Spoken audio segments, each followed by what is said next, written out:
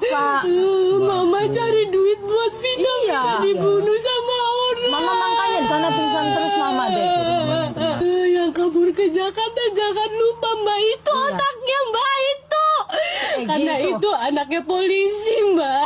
Assalamualaikum warahmatullahi wabarakatuh. Teman-temanku seiman, yang mana kita tahu bahwasanya berseliweran di medsos tentang kasus Vina Cirebon. Jadi saya pun akhirnya mendengar seperti apa kasusnya. Kasus yang mengerikan. Anak-anak remaja yang mereka jauh dari agama. Pelakunya semua ditangkap pada saat itu sedang pesta miras.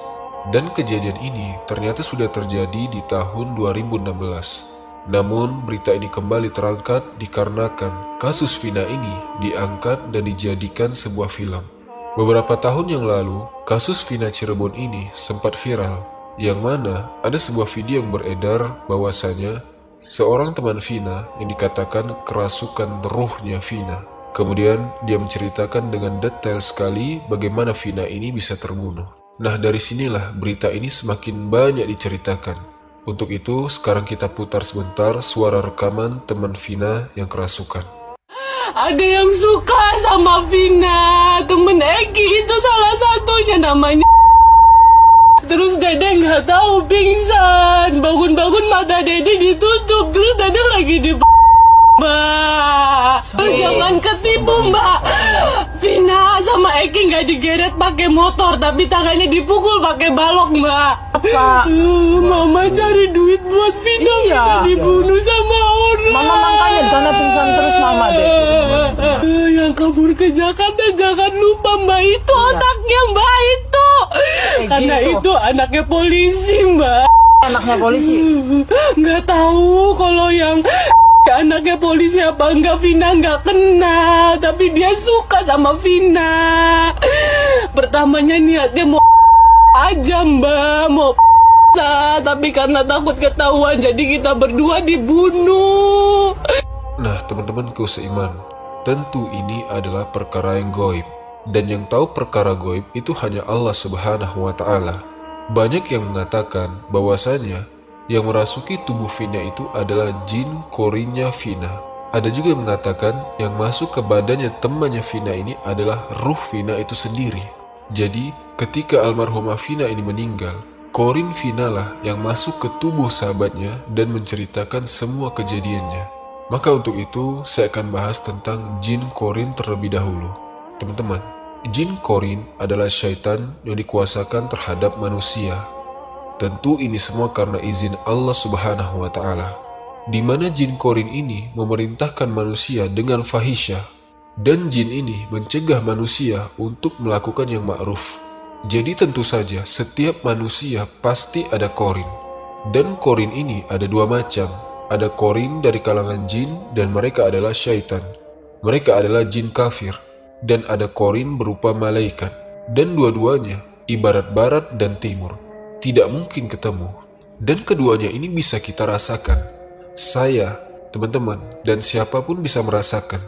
Apabila hati kita ini terdorong untuk melakukan kemaksiatan, melakukan kekejian, kemungkaran, dan kezaliman, berarti jin yang ada pada kita itulah yang memberikan was-was untuk melakukan hal itu.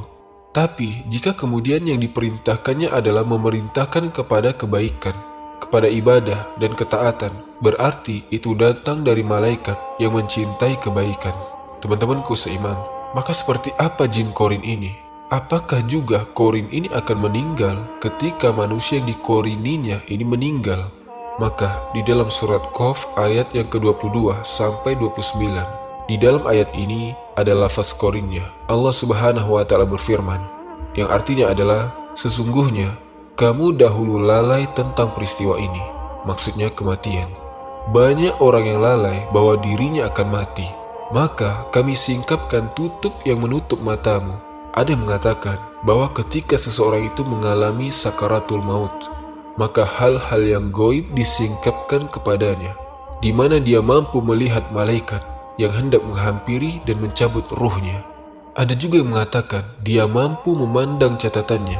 Semasa hidupnya dia sanggup memandang catatannya, Apakah catatan yang baik atau catatan yang buruk disingkap semuanya, sehingga penglihatannya pada hari itu sangat tajam sekali. Dan Korin yang berupa malaikat yang menyertai selama hidupnya, dari dia lahir sampai dia wafat, berkata, "Inilah catatan perbuatan yang ada padaku, yang kucatat selama kau hidup." Maka Allah berfirman, "Lemparkanlah olehmu berdua ke dalam neraka jahanam. Semua orang yang sangat ingkar lagi keras kepala, yang sangat enggan melakukan kebaikan, melampaui batas, dan bersikap ragu-ragu, yang mempersekutukan Allah dengan Tuhan yang lainnya, maka lemparkanlah dia ke dalam azab yang sangat keras." Kemudian berkatalah syaitan yang menyertainya, maksudnya Korin yang menyertai selama hidupnya. Dia pun berkata, "Ya Tuhan kami, aku tidak menyesatkannya, tetapi dia sendiri yang berada di dalam kesesatan yang amat jauh." Maka Allah berfirman, "Janganlah kalian bertengkar di hadapanku, dan sungguh dahulu aku telah memberikan ancaman kepada kalian. Keputusanku tidak dapat diubah, dan aku tidak menzolimi hamba-hambaku." Surat Qaf ayat ke-22 sampai 29. Teman-temanku seiman, Korin itu kan ada dari kalangan malaikat yang mengajak manusia kepada kebaikan, dan ada Korin itu dari kalangan jin kafir. Allah memang izinkan dia bersarang di badan manusia lewat aliran darah manusia. Korin inilah yang memberikan rasa was-was untuk melakukan keburukan, karena secara umum syaitan memang seperti itu, memerintahkan kepada keburukan. Jadi pada diri kita itu ada Korin yang memberikan was-was supaya kita lupa berbuat baik. Tetapi kalau seandainya hati seseorang itu dipenuhi dengan iman dan takwa, rajin ibadah, baca Quran, berzikir, maka Korin pun tidak bisa berbuat apa-apa terhadap diri kita, karena memang dia tidak bisa menguasai kita. Korin hanya bisa berikan was-was saja. Dalam sebuah hadis dari Abdullah ibn Mas'ud radhiyallahu an, Nabi bersabda, "Tidaklah dari kalian seorang pun kecuali telah dikuasakan padanya teman dari kalangan jin," maksudnya Korin.